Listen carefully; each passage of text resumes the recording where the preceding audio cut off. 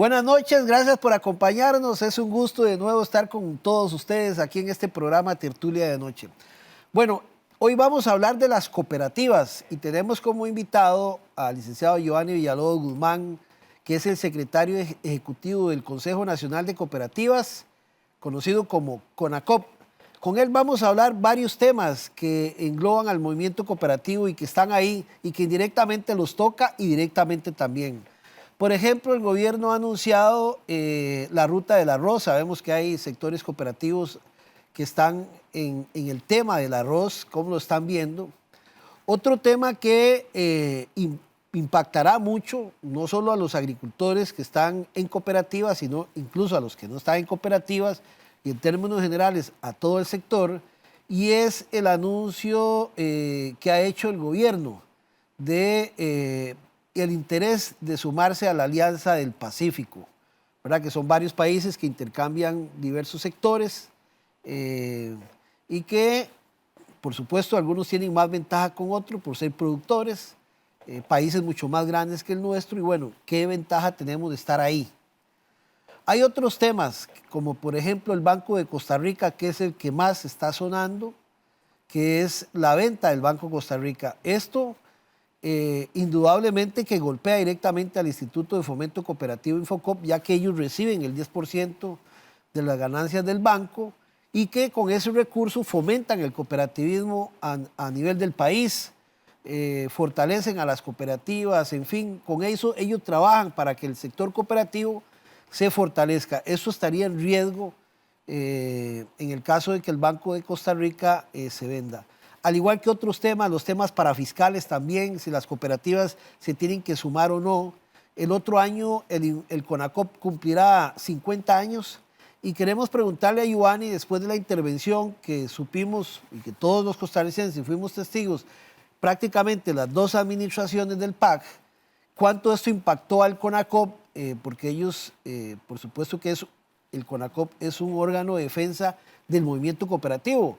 ¿Qué tanto los debilitó en términos de recursos y cómo han venido operando ustedes, Giovanni, sobre todo en medio de estas aguas que se mueven y que tienden en alguna medida a tocar un sector que es importantísimo para el país?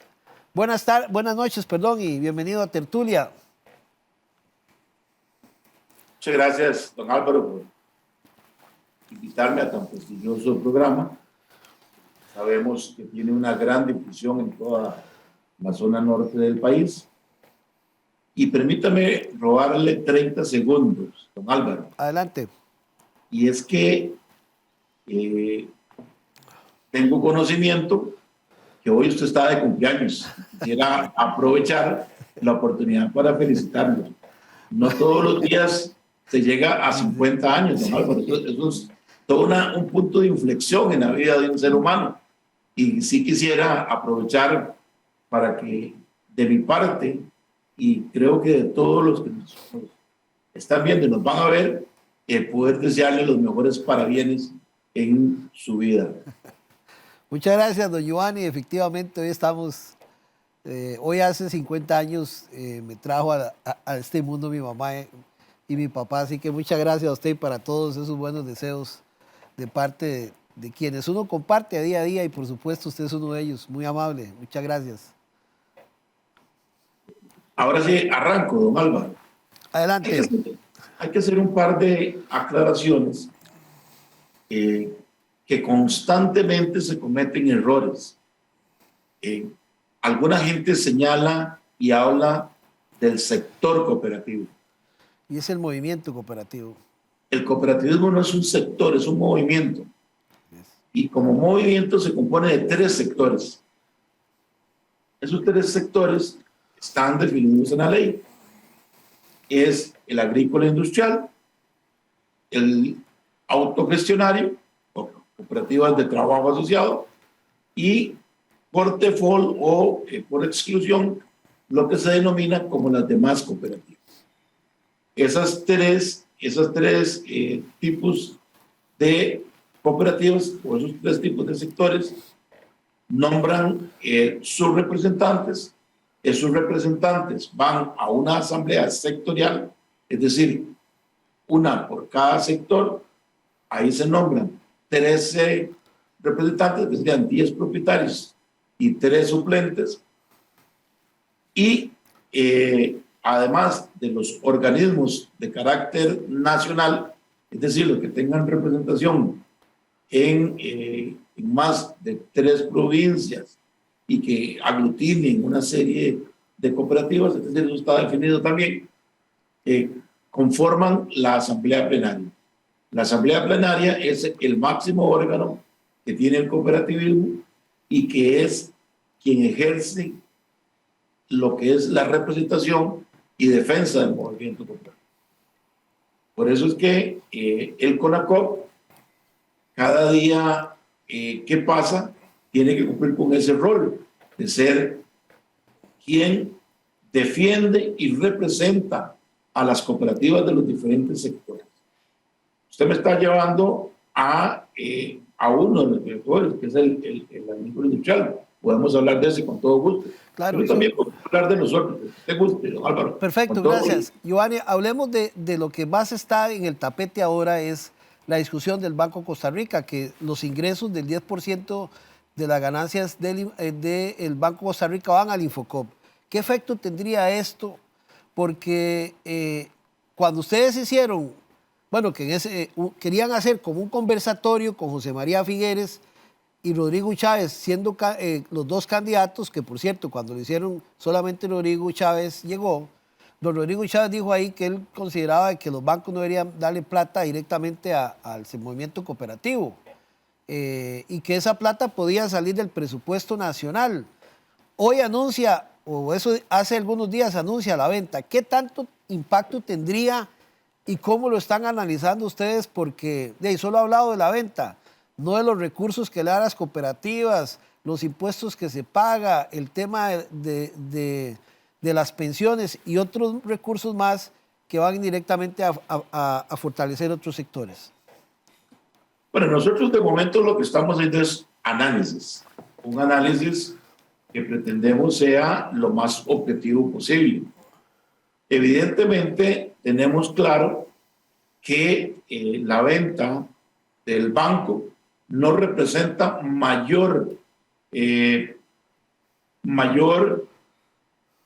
ahorro o mayor o menos deuda. El tema de la deuda es tan grande que ese banco no le hace prácticamente nada.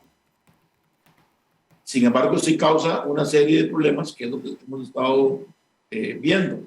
Por ejemplo, eso, el tema de que no haya un control o un balance entre la banca privada y la banca estatal.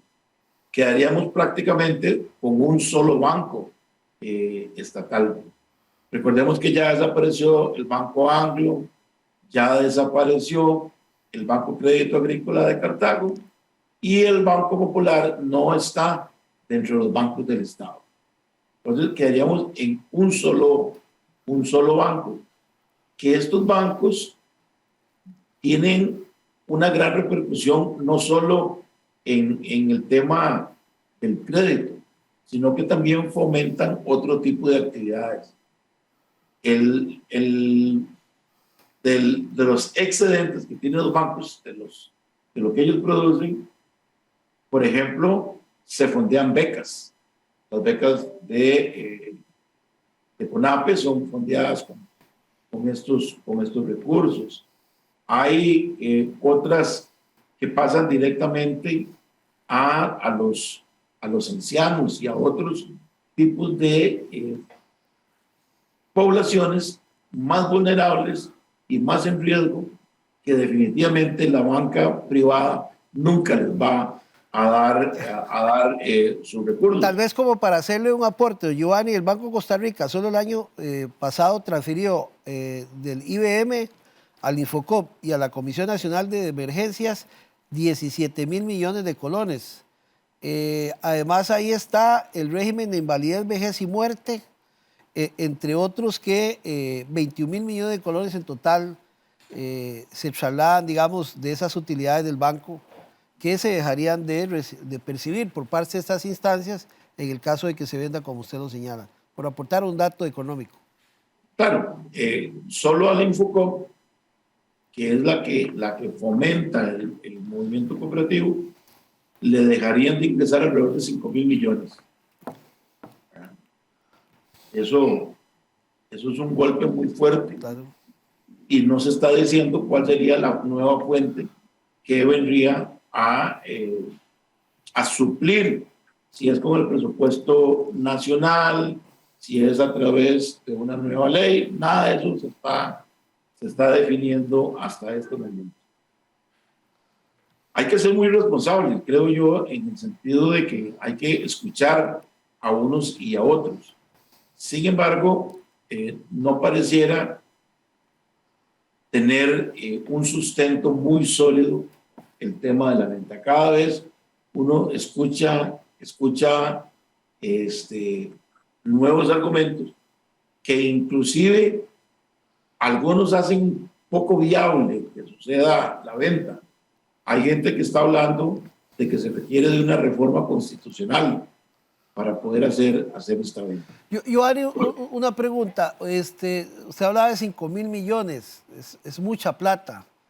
Esos 5.000 millones, el Infocop, porque es interesante que la audiencia conozca qué hacen con esos recursos y sobre todo que usted hablaba de que es un movimiento, el movimiento cooperativo y los sectores que lo integran.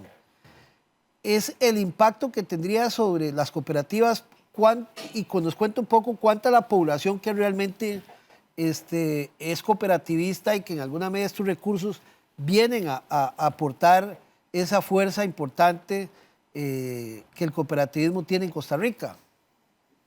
Bueno, este dinero que ingresa al Infocop se utiliza para dar crédito a las cooperativas.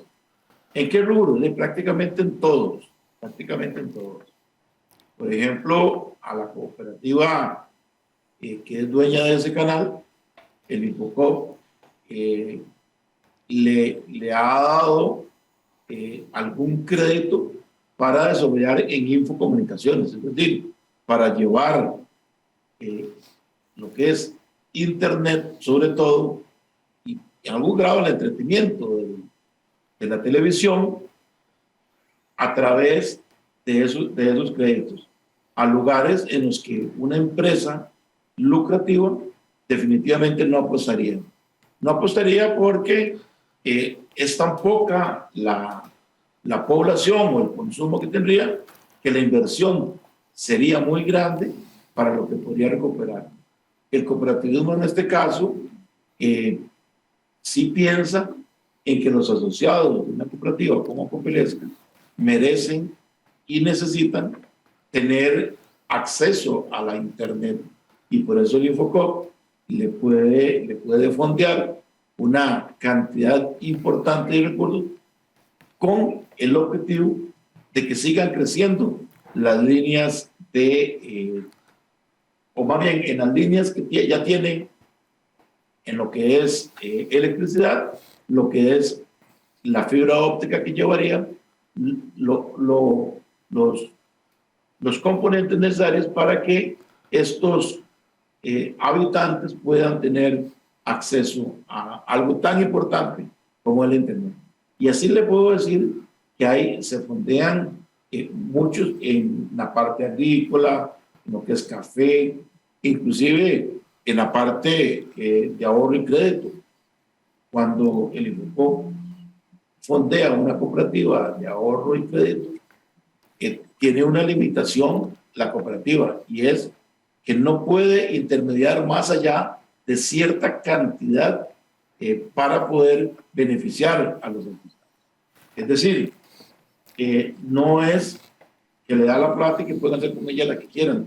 Tienen que responder a criterios más sociales para poder beneficiar a la población cooperativista de este país, don Álvaro, que sabemos que es alrededor del 21%. Es decir, más de 1 millón de personas en este país son asociados a cooperativas, pero también tienen su familia. Es decir, los beneficiados son no solo el asociado, sino los familiares directos. Eso hace uno muchísimo mayor. Giovanni, ustedes como movimiento cooperativo han conversado con el presidente Chávez porque es el 21% de la población, como usted señala. Sabemos la situación económica que vive el país, en las condiciones en que están las familias, ¿verdad? La vulnerabilidad en la pobreza.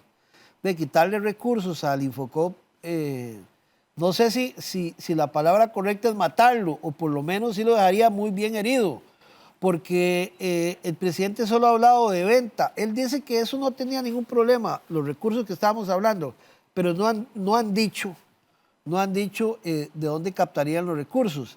Y uno lo que dice es que se están vendiendo el banco porque dicen que no hay plata, ¿dónde van a agarrar la plata para darle a ellos? Y no solo ustedes, es a la Comisión Nacional de Emergencia, son becas de FONAVE, ¿verdad? Es al régimen de invalidez, vejez y muerte que él mismo dice que la caja está quebrada, y un sector tan importante que da empleo, genera empleo, une a la gente, que es el movimiento cooperativo, afectarla, yo no sé realmente en qué estará pensando el presidente. Pero la pregunta es, ¿ustedes han hablado con él al respecto? No, sobre el tema específico de la venta del banco, nosotros de momento lo que estamos haciendo es estudiándolo y fijaremos nuestra posición, que llevaremos inclusive a plenario, para que sea el plenario quien avale la posición que tome el directorio, y de esta forma fijar de una buena vez por todas cuál va a ser hacia el futuro el derrotero que va a tener el movimiento. Si algo tenemos claro, don Álvaro, y personas que nos escuchen, es que el tema nuestro no va a ser únicamente por lo que deje de percibir el Infocop, sino porque el análisis tiene que ser más profundo. Si esto impacta o no sobre la deuda, si tiene o no un beneficio ciudadano, o si son unos cuantos los que no es que lo que quieren es comprarlo para hacerse de un activo que ha costado más de 100 años a los costarricenses. El Banco de Costa Rica tiene mucho más de 100 años de ser patrimonio de los costarricenses, y por lo tanto hay que tener mucho cuidado para dar un paso hacia adelante sin tener muy claro todas las aristas que esto implica. Perfecto, Giovanni. Sobre el tema del arroz, ¿cómo lo están percibiendo ustedes? Porque bueno, también hay cuestionamientos si esto realmente va a beneficiar a los costarricenses, que valga decir, por lo menos que yo voy y compro arroz y hago las compras de mi casa, no he percibido ningún rebajo aún. No sé a los productores nacionales, sobre todo los que están en el movimiento cooperativo, qué tanto esto les va a beneficiar o les va a perjudicar, como lo ha señalado el presidente Chávez. ¿También ustedes han trabajado ese tema con los arroceros o lo están estudiando igualmente? Hemos estado hablando con ellos. Hay inclusive dos cooperativas que se dedican a el tema del arroz. Una es Copa Arroz y la otra es Copa Liberia. Ambas se dedican específicamente al tema de arroz. Hemos hablado con ellos, y ellos inmediatamente señalan que esto no los va a beneficiar para nada, todo lo contrario, les perjudicaría, y que según sus estudios tampoco va a ser un beneficio para el consumidor final. No consideran que esto se convierta en un beneficio, sino que los estarían liquidando sin que esto signifique una ayuda o un aporte para el consumidor. Yo creo que nosotros aquí hemos desde hace muchos años, y aquí no estamos hablando de un gobierno, sino de varios gobiernos, se ha venido pensando en que es más barato comprar en el extranjero que producir lo propio. Y esto no es tan real. Esto no es tan real porque el asunto es que nosotros aquí tenemos costos operativos bastante caros. pero eso es lo que nos da la estabilidad social, económica, política. Usted nada hace con traer arroz que ha sido producido casi que bajo esclavitud, en detrimento de los agricultores nuestros. Bueno, ¿qué va a pasar? ¿Qué va a pasar con nuestras tierras? ¿Qué va a pasar con la producción nacional? No todo el mundo puede ir a producir chips o entrar en temas tecnológicos. Hay una gran parte de la población que se ha dedicado históricamente y toda su vida al tema de la producción agrícola. Y el otro punto importante es qué pasa cuando hay desabasto. ¿Qué pasa cuando el país que produce necesita esos recursos para su propia población? ¿Los venderá a precios asequibles o simplemente nosotros estaríamos apostando a no tener esa seguridad de que podemos alimentar a nuestra población? Esas son preguntas que me parecen muy válidas y que la gente debería estarse haciendo. Es importante que cualquier país tenga una seguridad que le permita alimentar a su población. El precio no es lo más importante. Si usted tiene buenos ingresos, el precio no es lo más importante. Lo que hay que hacer es elevar la capacidad económica de la población para que el precio no sea lo que realmente importa al final del día. ¿Qué hace uno con que valga 50 colones y está todo destruido el sector, ¿verdad? Y la gente más bien empobrecida y no puede adquirirlo. Dice o Fernando, si no tiene cómo, o si no tiene en el mercado para ir a comprarlo. Claro. Puede costar 100 o 1000, que igual si no existe, ¿qué es lo más caro para la población? La necesidad que no está cubierta, la que no existe. El precio más caro es del producto o el bien que usted necesita y no existe. Voy a leer aquí, don Giovanni, dice Fernando Araya, director de Conarroz y también un productores de granos, Wendy Vargas, Henry Álvarez, Andrés Vázquez, Agustín Navarro, que hablaron con los diputados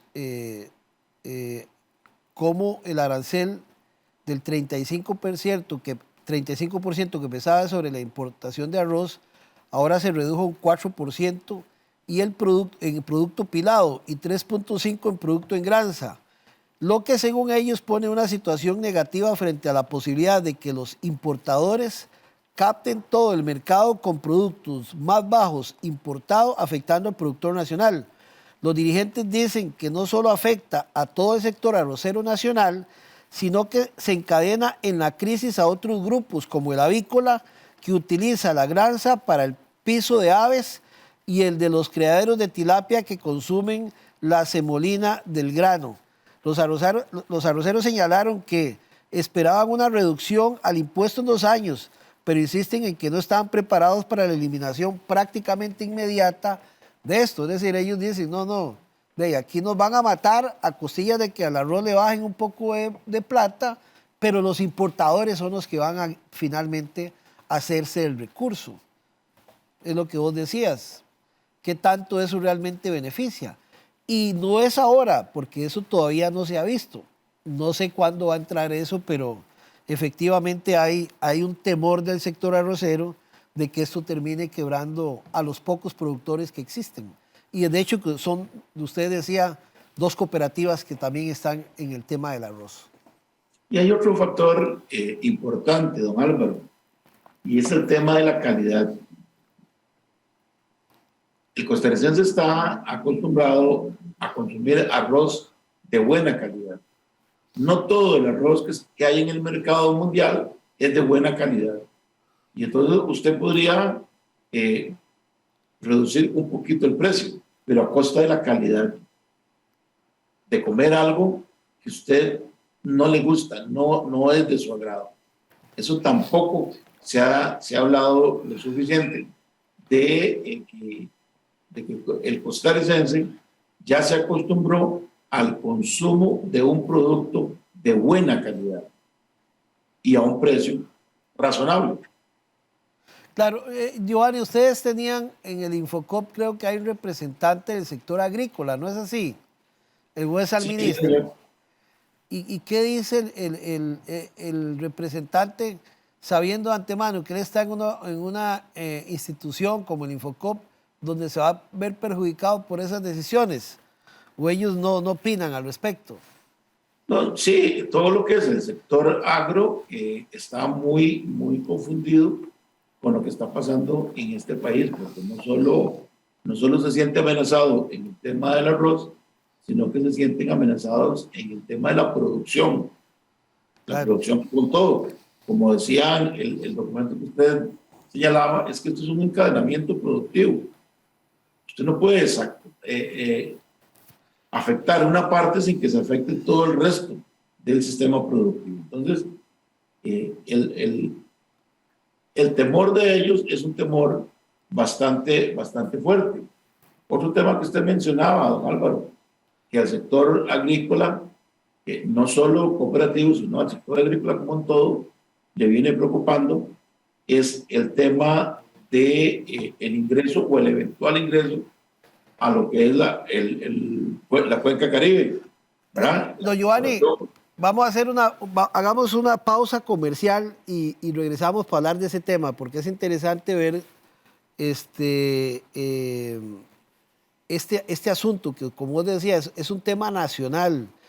Es la comida de Costa Rica a la hora de entrar a este tema de la Alianza del Pacífico que vamos a hablar después de la pausa. Estamos conversando con el secretario ejecutivo del Consejo Nacional de Cooperativas, CONACOP, don Giovanni Villalobos, aquí en Tertulia Anoche. Ya volvemos.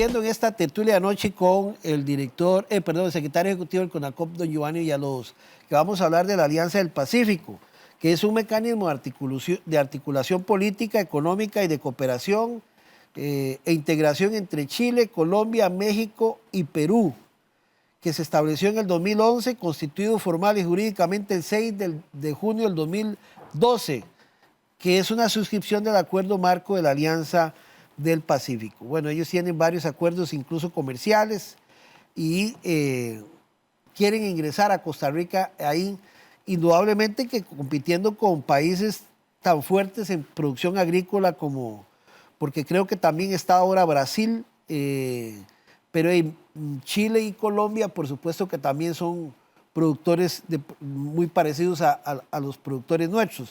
Giovanni, hábleme al respecto.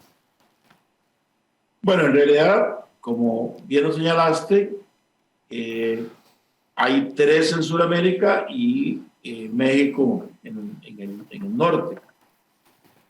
Lo que es Perú, Colombia y Chile, que son fronterizos entre sí, ¿verdad? Por lo menos parte de fronteras, es bastante común que se dé un tráfico de comercio entre estos países.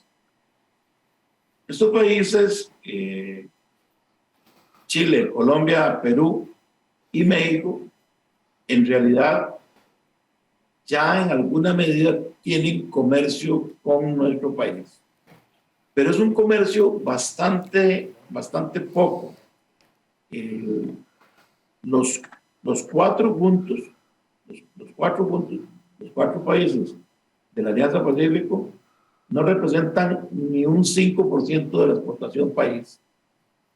Entonces, nosotros tenemos muy poco que aportar en ese sentido.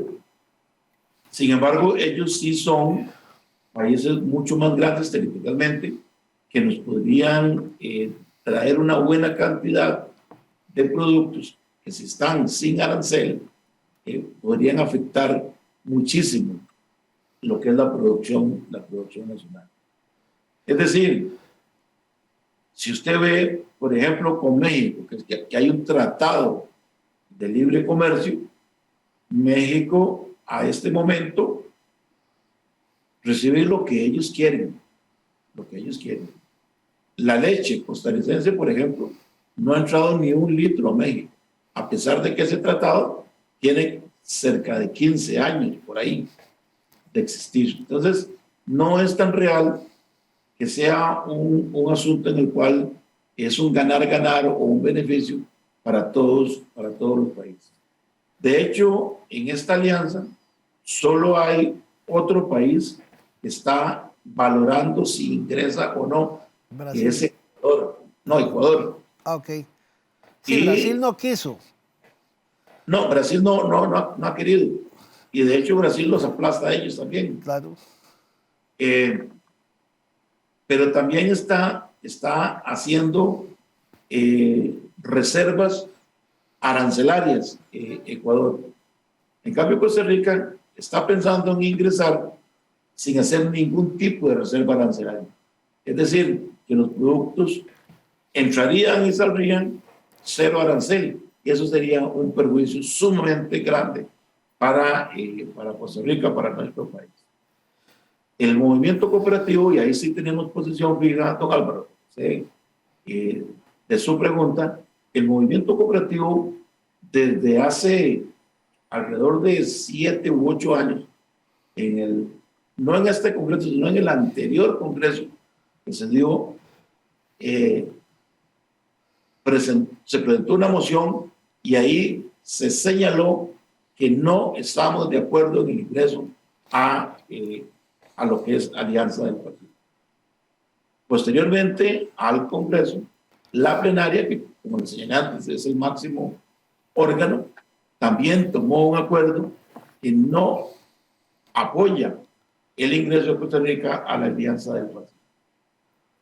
Lo cual significa que con el acuerdo que tomó hace 15 días el directorio ya está cubierto por todos los órganos que tiene el movimiento político. El Congreso, el plenario y el directorio, los tres han señalado que no avalan y que no ven con buenos ojos el ingreso de Costa Rica a la Alianza del Pacífico. Tenemos mucho que perder y nada que ganar. Claro, es que uno se preocupa. Si quieren importar, favorecer a los importadores de arroz, imagínense que lo que pasaría con el azúcar mexicano, ¿verdad? En el caso que nosotros tenemos productores de azúcar, el frijol peruano, la papa peruana, ¿verdad? 35 clases, tiene un instituto de papa en Perú. Si vamos a desestimular la producción nacional, seguimos con las viejas tesis de que es mejor importar porque es más barato, pero estamos destruyendo todo el agro nuestro, en eso no se está pensando. Creo que me parece que hicieron, tomaron una decisión en firme sobre este tema y lo que me preocupa más es que los sectores políticos están muy callados sobre este asunto, ¿verdad? No he visto ninguna posición al respecto, a pesar de que lo fuerte ahora es el Banco Costa Rica. Pero esto es un tema que preocupa realmente a una base agrícola muy importante de Costa Rica y no he visto una posición firme de algunos partidos. Creo que solamente el Frente Amplio es el que se ha pronunciado en contra. ¿Ustedes han recibido alguna posición o se han reunido con partidos políticos que expresen la misma preocupación y posición de ustedes como movimiento? No, nosotros nos hemos reunido con la Corporación Hortícola Nacional, que es compuesta por una cantidad de organizaciones que están obviamente opuestos al ingreso de Costa Rica. Pero los partidos políticos, efectivamente, don Álvaro, han estado muy silenciosos con respecto a este tema del ingreso de Costa Rica a esta organización. En realidad, con todos estos países ya hay tratados bilaterales y nosotros no sentimos que haya necesidad de hacer un un nuevo convenio multilateral para poder tener alguna o algunas ventajas que, sinceramente, por más que las hemos buscado, no las hemos encontrado dentro de lo que es la Alianza del Pacífico. En temas agrícolas, ¿cuánto representa al movimiento cooperativo? Ustedes, en tema, digamos, que puede haberse afectado por la Alianza del Pacífico. Digamos que tienen arroz, ¿qué otras cooperativas tienen? Palma, aceitera, porque en Chile son buenos para el aceite vegetal. De hecho, que usted es parte del convenio de la Alianza del Pacífico. De hecho, en el campo agrícola hay en todo, en caña, en azúcar, en café, en arroz, en todo. Hay en todo cooperativas,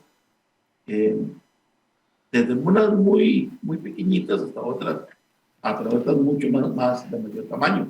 De hecho, la empresa de este país que tiene mayor fortaleza es una cooperativa que es Coprole. Todos conocemos como la Dos Pinos. Sí. Esta cooperativa se vería afectada como otras tantas más si no hubiera algún grado de resguardo en los aranceles. Y es que todo afecta, ¿verdad? El frijol peruano, aceite vegetal chileno, azúcar mexicana, imagínense el café colombiano, ¿verdad? Todos tienen un alto impacto. Pero bueno, ellos dicen que parte de los convenios es también de que no hayan visas entre los países, pero bueno, al final este tema se reduce a un negocio. Ningún país hace un negocio con otro para perder, eso está clarísimo. Menos en la situación económica en que está viviendo el mundo. Giovanni, y agregando a esto, porque todo va en escalada, los temas parafiscales al movimiento cooperativo, ustedes sobre este tema, ¿cómo les ha ido? Qué gran pregunta, don Álvaro, pero voy a tener que echarme un poquito para atrás para explicarlo. El CONACOP tiene dos fuentes de ingreso.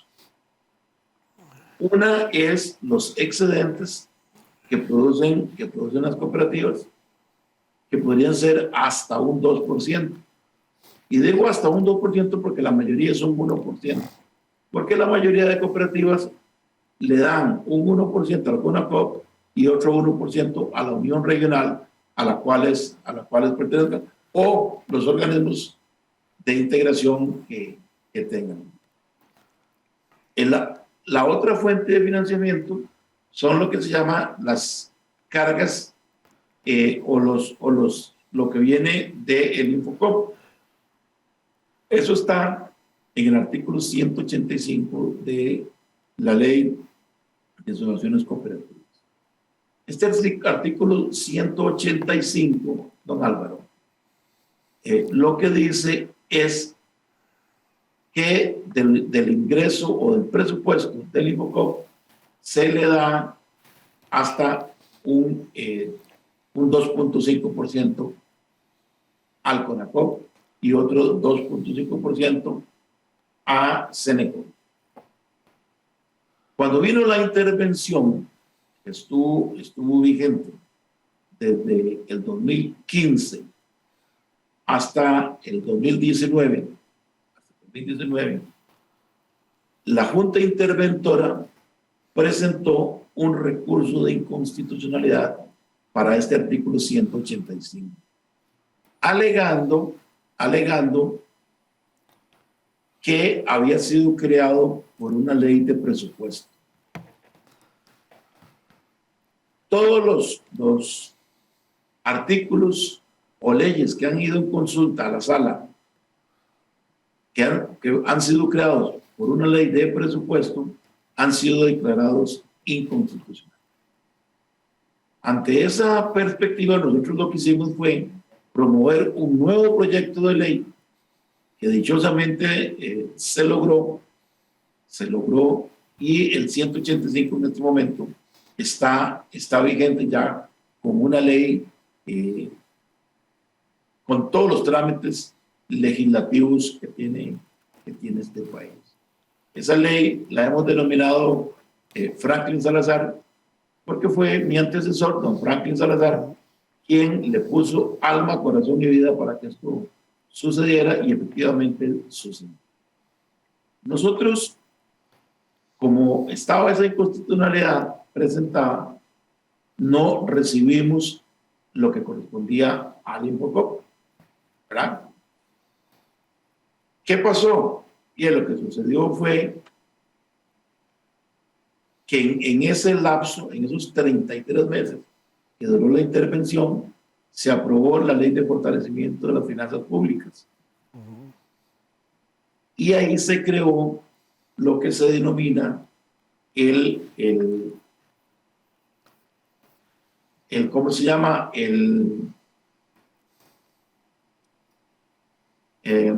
Ya me acuerdo, porque eso es de todos los días. Bueno, lo que nosotros, bueno, lo que se creó ahí fue la regla fiscal. Lo veo y lo oigo todos los días, pero cuando usted está buscando la memoria, a veces lo Claro. Es lo que tiene cobijado todo el sector público. Claro, la regla fiscal. Y por eso no hay aumentos salariales. Lo que señala es que tiene que haber un gasto en la contención o en el crecimiento de todos aquellos entes que se nutren del presupuesto nacional. ¿Ah? ¿Para qué? Para que de esa forma el presupuesto no siga creciendo y creciendo y creciendo. Lo que pasa es que no se excepcionó a algunos entes que deberían estar excepcionados.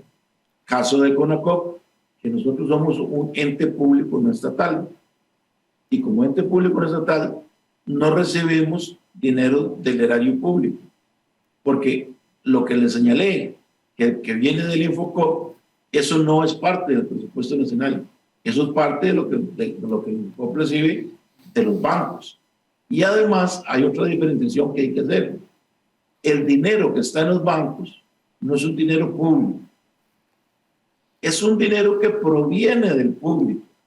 El dueño del dinero que está en su cuenta es usted, don Álvaro, claro. O es el que nos está escuchando. Él es el dueño y podría mañana ir a sacarlo y simplemente ya sale de la órbita del banco. Durante ese tiempo que estuvo la intervención, ¿qué fue lo que sucedió? Nosotros presentamos un contencioso administrativo para que nos giraran ese dinero, porque la ley, si bien es cierto, tenía un recurso de constitucionalidad, no ha sido, de hecho todavía hoy, Álvaro, no ha sido declarado, aunque sabemos que ya no tiene ninguna importancia, porque ya la ley tomó por otro camino. Pero al no haber sido declarada inconstitucional, nosotros teníamos derecho a que nos siguieran girando. Sin embargo, no lo hicieron. Por eso fuimos al contencioso, y en el contencioso,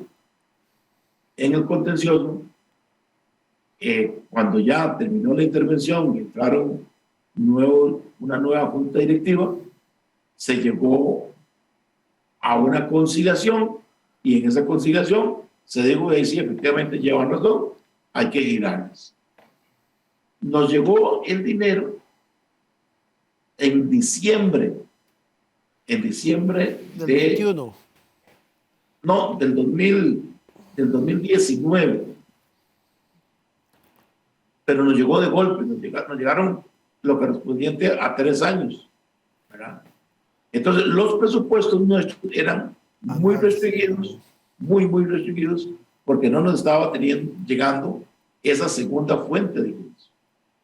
¿Qué pasa con esto? Lo que sucede es que la regla fiscal dice que usted crece de acuerdo al presupuesto, a lo presupuestado.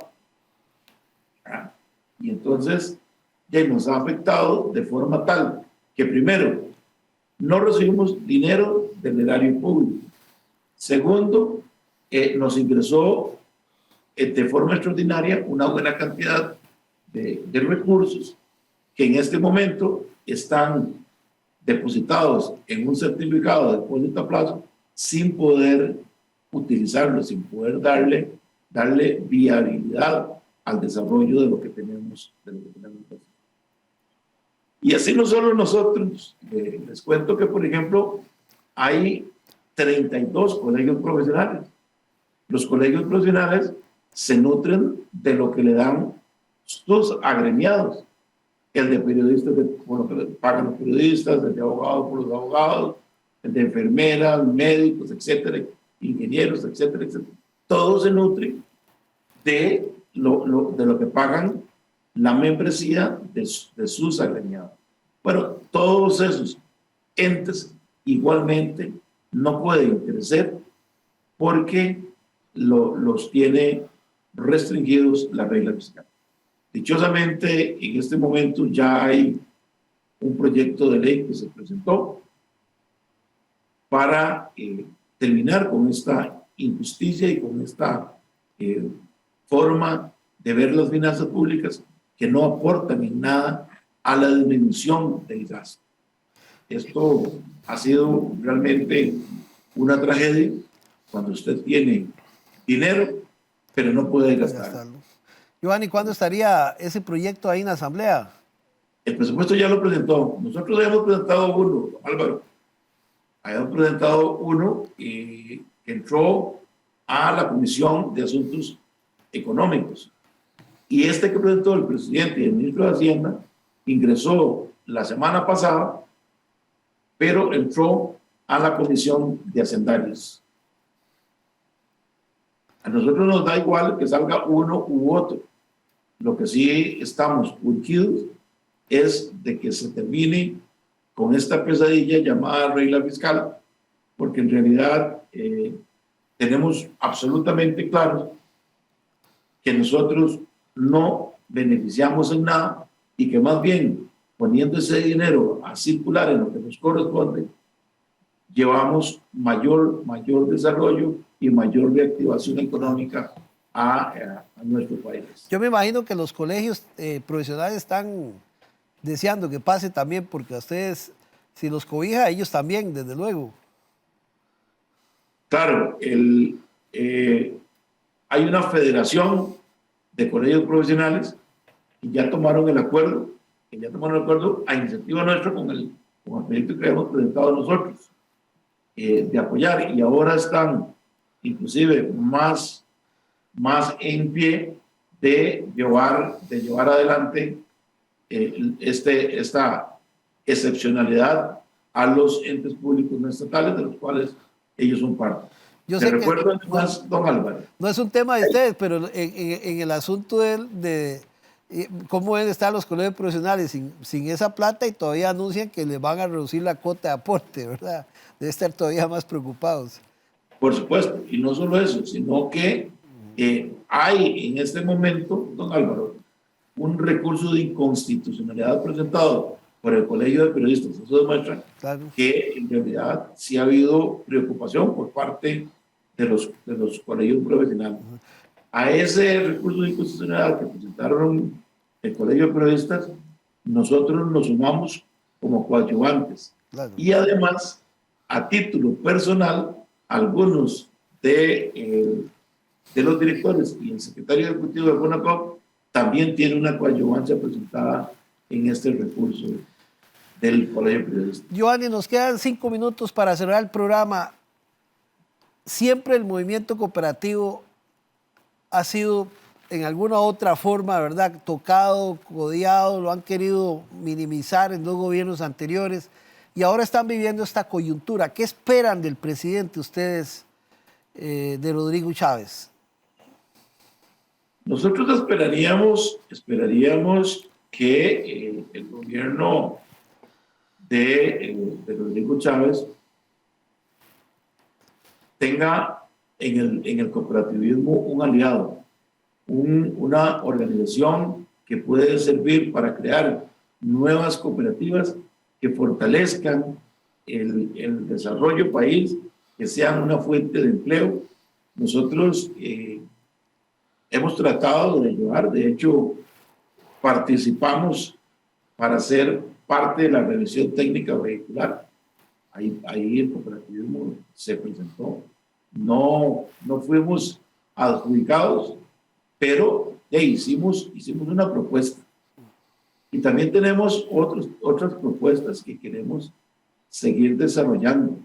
Nosotros queremos participar en el tema agrícola, por ejemplo, que nos ha ocupado el día de hoy. Nos parece que podríamos estar ingresando en lo que es el cáñamo. E inclusive, ¿por qué no?, al tema de marihuana recreativa. Que sea, el gobierno dice que tiene interés. El cooperativismo podría participar en esos temas. También podría participar en construcción de obra pública, lo que es mantenimiento de calles, cordón y caño, aceras, etcétera, etcétera. Entonces, ese tipo de cosas, el cooperativismo tiene mucho que decir, tiene mucho que aportar. Por lo tanto, nosotros esperamos que nos vean como un aliado, que nos vean como un movimiento que le ha traído mucho bienestar a este país. Son muchas las cooperativas que existen. Es una enorme cantidad de empleo que se crea a través del cooperativismo. En Zona Norte, que es donde va a salir este programa, ustedes lo saben muy bien, hay una buena cantidad de personas que trabajan con Dos Pinos, con Cosique, con Copelesca, con otras cooperativas que tienen menos envergadura, pero que ahí están, algunas inclusive de trabajo asociado, como son Copepan o Copatrac, que también los trabajadores son dueños de estas empresas, y nosotros consideramos que podemos seguir creciendo, que tenemos mucho que aportar, que tenemos mucho que decir, tanto al país como a los cooperativistas, a los asociados de las cooperativas. Si algo tiene el cooperativismo es que no hay una sola rama de la economía en la cual no esté presente por lo menos una cooperativa.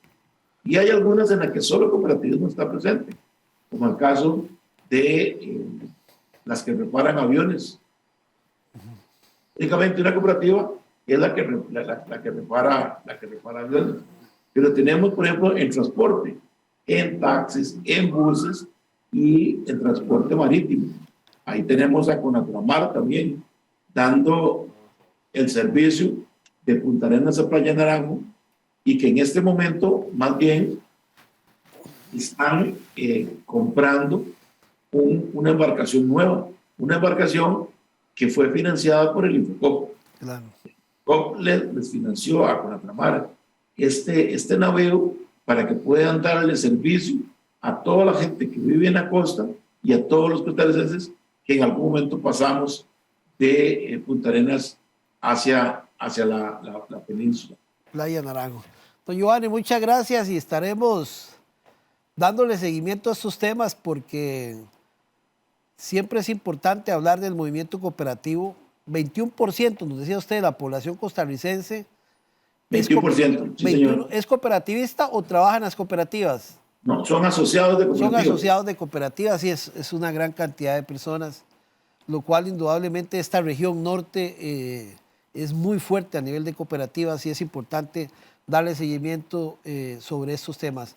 Muchas gracias, don Giovanni. Estaremos conversando próximamente sobre todo este tema de la Alianza del Pacífico, que se las trae, y veremos los acontecimientos más políticos en todos estos temas que nos toca a todos y que tenemos que estar siempre presentes y enterándonos, sobre todo si somos cooperativistas. Muchas gracias, Giovanni. Muchas gracias a usted, don Álvaro. Y definitivamente, Zona Norte, San Carlos y todo lo que es Zona Norte, es lo que es por las cooperativas.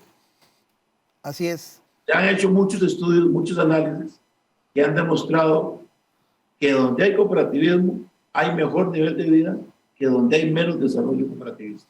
Y eso también podemos hablar en algún momento. Claro. Bien, muchas gracias entonces a Giovanni Villalobos, secretario ejecutivo del Consejo Nacional de Cooperativas CONACOP, por habernos acompañado. Recuerden que Tertulia se retransmite el domingo a las 7 de la noche, también aquí en Canal 14 y por sus redes sociales. Gracias y nos vemos la próxima semana. Chao.